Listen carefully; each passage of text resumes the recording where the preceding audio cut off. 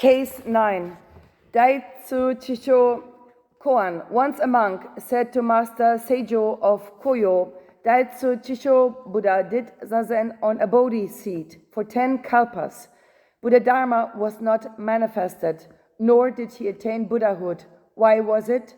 Joe said, "Your question is splendid indeed." The monk persisted. He did practice zazen on a bodhi seat. Why did he not attain Buddhahood? Joe replied, because he did not attain Buddhahood. Mumon's commentary: the old foreigner may know it, but he cannot really grasp it.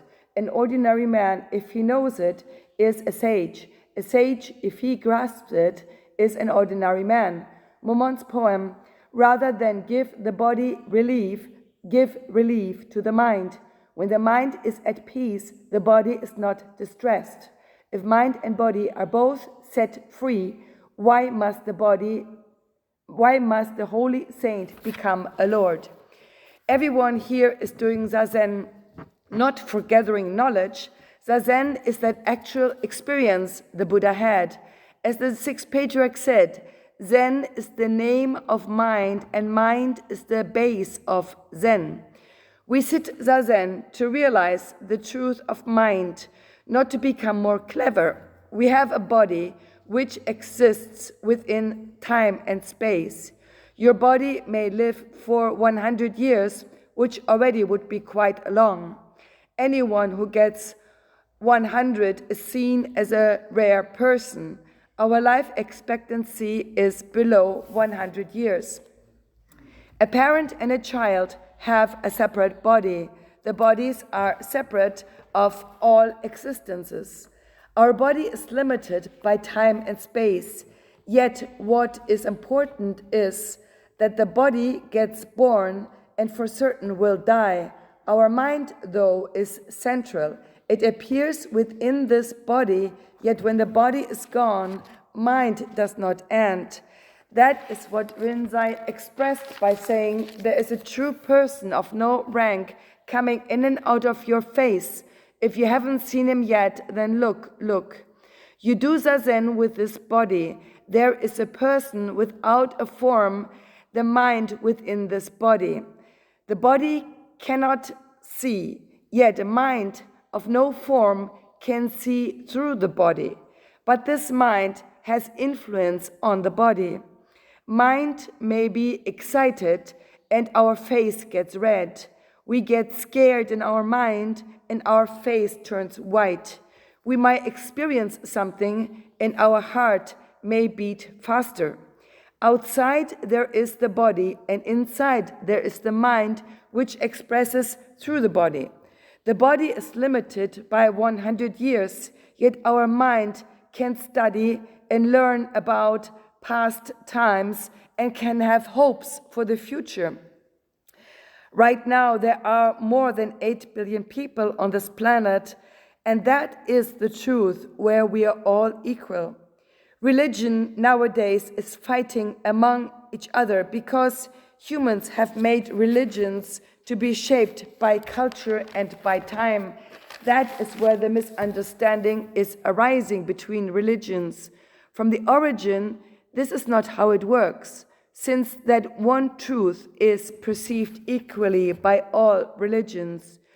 Religions should perceive all people equally and give them all peace of mind. If you look at it this way, then our personal happiness and humans' faith of mind, personal happiness and humans' faith of mind, first of all, needs to be realized for ourselves. Religion speaks about heaven, speaks about a God. Our faith is expressed at times as God, at other times as heaven. To have faith in something outside or to have faith in one's own mind, in both cases, if that faith is lost, then your life, your family's life, your country's life will not be sustained. We are aware of the world, and from that experience of mind, there is no name for being aware of the world, so that functioning then is called Buddha nature. Humans are attached to their ego. There are those of strong ego or those of weak ego, some who are naturally humble, yet all need to experience the source of mind, or else truth cannot be experienced. From the first case of Joshu's Mu, we talked about Joshu's wash your bowls, and then Keichu, who was assembling cards. All these koans point at the need for us to awaken to our true mind.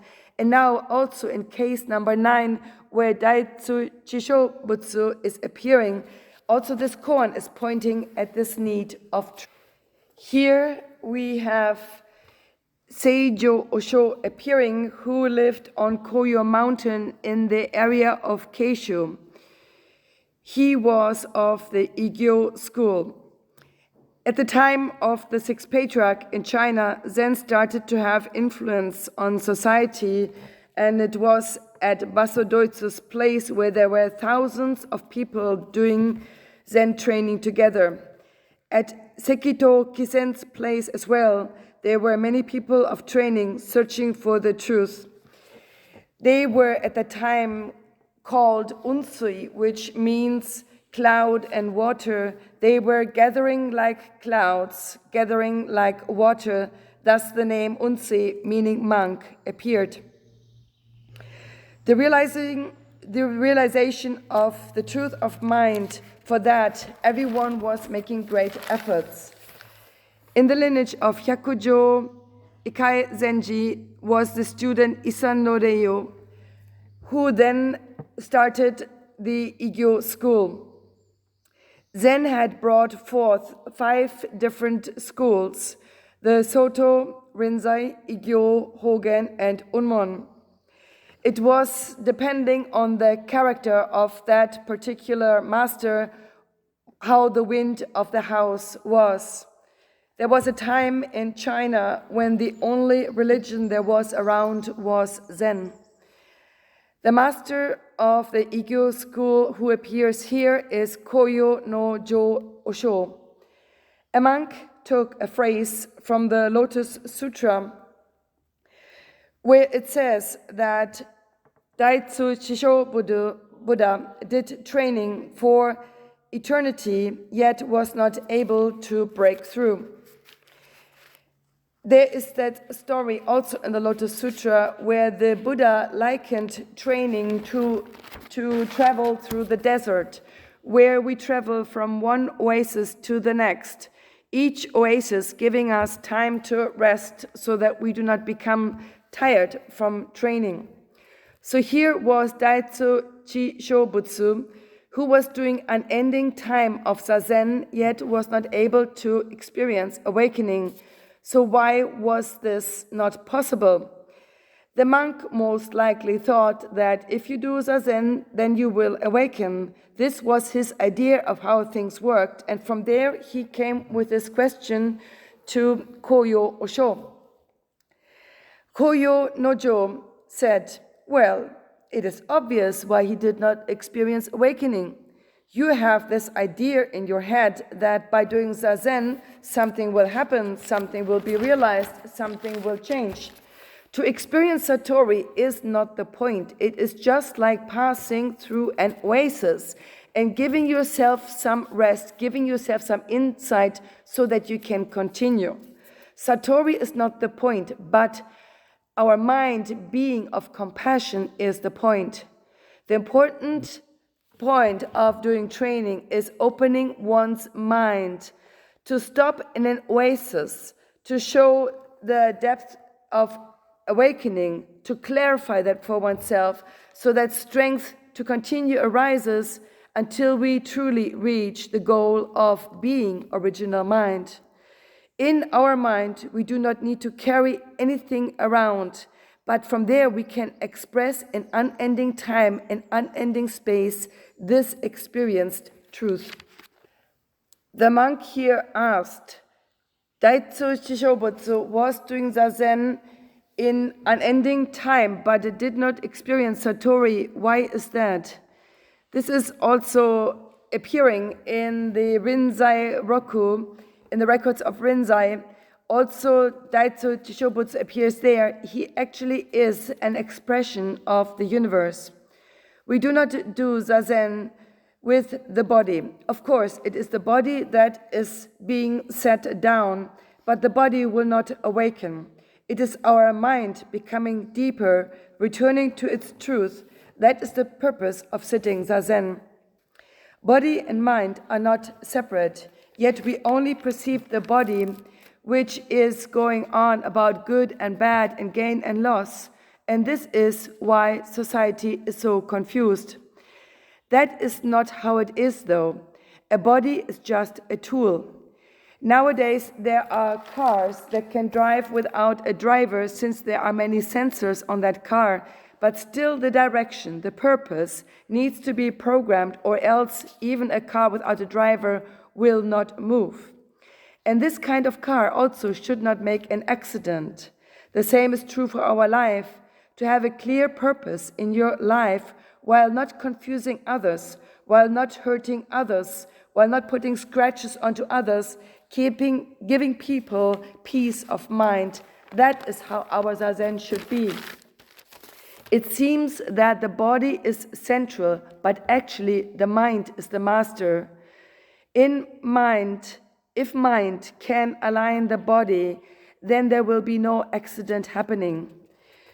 So we do zazen with our body, which is not the master, but we use the body so that we can settle our mind and can perceive in a deeper way.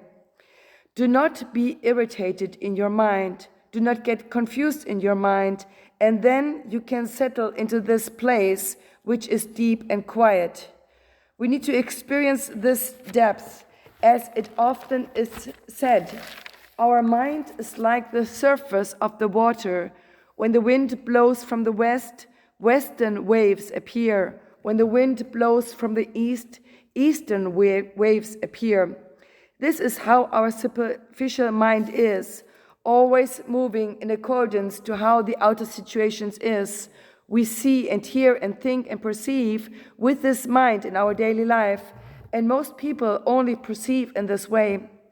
But then when our zazen ripens, even if there are huge waves on the surface, deep in the water, it is completely quiet and immovable. That is called the tranquility of nirvana. Desire, greed, and hate move on the surface, yet in the depths, all these emotions settle and become quiet.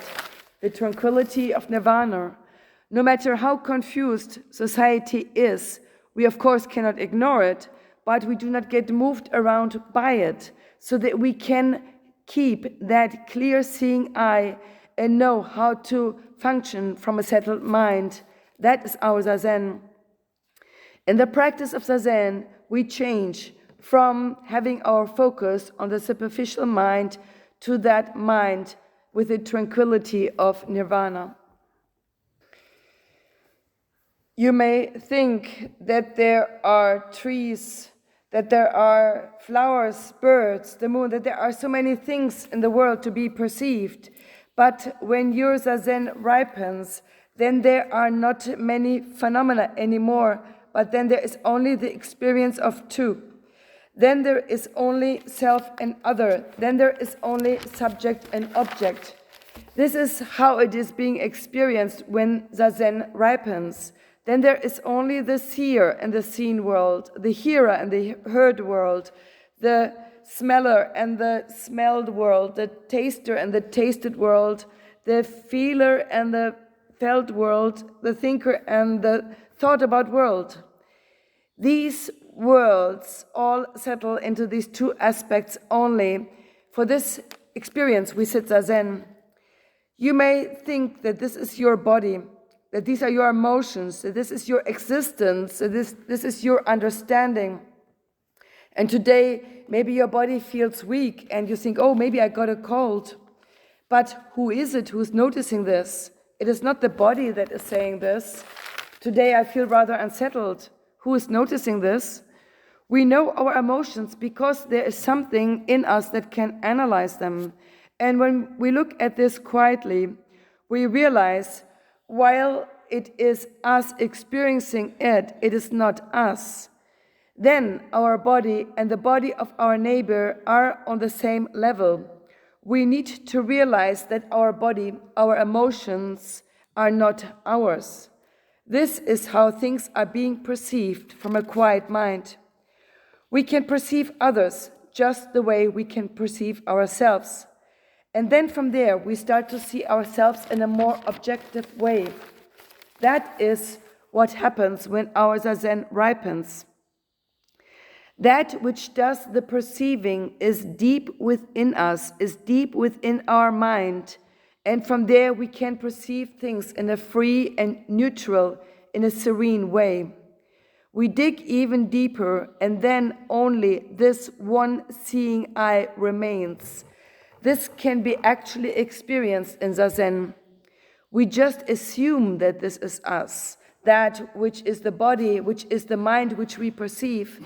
But looking deeper from a quiet state of mind, there is a master within this master, that place which cannot be analyzed anymore. This seeing eye, this master within the master cannot be realized, cannot be experienced. That is what we can realize through our zazen. Zazen is not about bearing the pain in the legs or fighting with our pain. There's no point to this. Simply don't pay attention to it. We all are this absolute master, this master within the master. And this is what the Buddha and all ancient masters realized. Thus they are called Buddhas. All 93 people here in this room are functioning from this true master. And this is not our body, not our emotions, not our functioning, but it is deep within our mind. We then perceive all as decorations. The moon appears, but it is just decorating the world. We see a flower in the garden and think, oh, how beautiful, but it is just decorating the world. All form, all sounds, they're all just decorating the world, while the master within the master is perceiving them. No matter how wonderful or how awful a world we may be perceiving, the master is not moved around by them. Our body or the body of others, our situations in the outside, they are not ourselves. When zazen settles, this is how we can perceive it. All times, all space then settles within this seeing eye. We then can perceive all from this seeing eye and know how to use all tools which we have, the tools of knowledge, the knowledge from science. We can develop this world further from this deeply seeing eye. As it says in this poem, O great all-embracing mind, it is impossible to measure the height of the heavens, yet the mind is above the heavens. It is impossible to measure the thickness of the earth, yet the mind is below the earth. The sun and the moon shine with great radiance, yet the mind is the source of that radiance. Within the mind, the 4 seasons open in their sequence. Within the mind, the sun and the moon move. O great embracing mind, this is an expression of the truth. Here we have Mumon's commentary. The old foreigner may know it, but he cannot really grasp it. Here understanding does not work, because understanding is built on phenomena, and they are not ourselves. We can imagine, we can try to understand, yet there is no point to it. We need to experience this true master for ourselves, and this is the difficult point. We cannot understand the words, but the master within the master needs to be experienced, and this is only possible by cutting off the master. When you use a koan, you need to use the koan to cut off the koan. You need to use your own awareness to cut off your own awareness, and then the source of true vitality is reached. You can write all this down, but it is not really even interesting to be read. Whether you affirm or negate, this is up to your master. Do not practice half-hearted zazen. That is the point. Zazen is about putting your life on the line. That is so important, or else you will not experience any realization and neither experience true joy.